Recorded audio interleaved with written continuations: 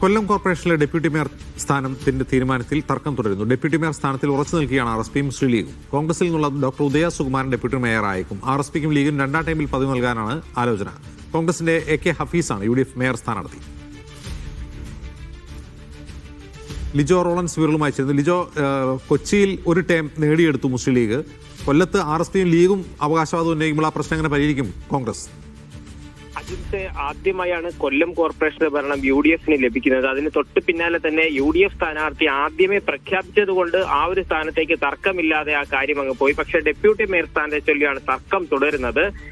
മുസ്ലിം ലീഗിൽ നിന്നും 2 പേരും ഒപ്പം തന്നെ RSPയിൽ നിന്നും 3 പേരുമാണ് വിജയിച്ചിട്ടുള്ളത്. ഇതിൽ 2 ഓരോ വനിതകളുണ്ട്.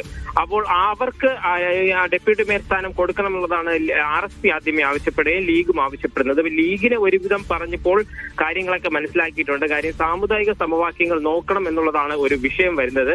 RSPയിൽ നിന്നും ലീഗിൽ നിന്നൊക്കെ ജയിച്ചിരിക്കുന്നയാളും ഈ മേയർ സ്ഥാനാർത്ഥിയുമായി വരുന്നയാളുമൊക്കെ ഒരേ സമുദായത്തിൽ നിന്നുള്ള ആൾ വരുന്നതിൽ ഒരു ബുദ്ധിമുട്ട് അറിയിച്ചിട്ടുണ്ട്. നിയമസഭാ തെരഞ്ഞെടുപ്പ് ഉൾപ്പെടെ അടുത്ത് വരുന്ന സാഹചര്യത്തിൽ അത്തരത്തിലേക്ക് ഒരു കാര്യം പോകരുതെന്നുള്ളതാണ് DCC നേതൃത്വം അറിയിച്ചിരിക്കുന്നത്. പ്രശ്നം ഇതുവരെയും പരിഹരിക്കപ്പെട്ടിട്ടില്ല. ഇന്ന് വീണ്ടും ഉച്ചയ്ക്ക് ശേഷം ചർച്ചയുണ്ട്. ഇതിലൊരു ധാരണ എന്ന് പറഞ്ഞപ്പോൾ പോകുന്നത് ആദ്യത്തെ ഒരു ഈ മേയർ സ്ഥാനത്തേക്ക് ഹഫീസ് തന്നെ തുടരും. പക്ഷേ ഡെപ്യൂട്ടി മേയർ സ്ഥാനത്തേക്ക് അവസാനം ഓരോ വർഷം RSPക്കും ലീഗിനും നൽകാം എന്നുള്ള ഒരു ഫോർമുല കൂടി മുന്നോട്ട് വയ്ക്കും. അത് അംഗീകരിക്കുകയാണെന്നുണ്ടെങ്കിൽ ഇന്ന് വൈകുന്നേരത്തോടുകൂടി തന്നെ മുതിർന്ന അംഗങ്ങളിൽ ഒരാളായിട്ടുള്ള ഡോക്ടർ ഉദയ സുകുമാരനെ ഡെപ്യൂട്ടി മേയർ സ്ഥാനാർത്ഥിയായി പ്രഖ്യാപിക്കുകയും ചെയ്യും.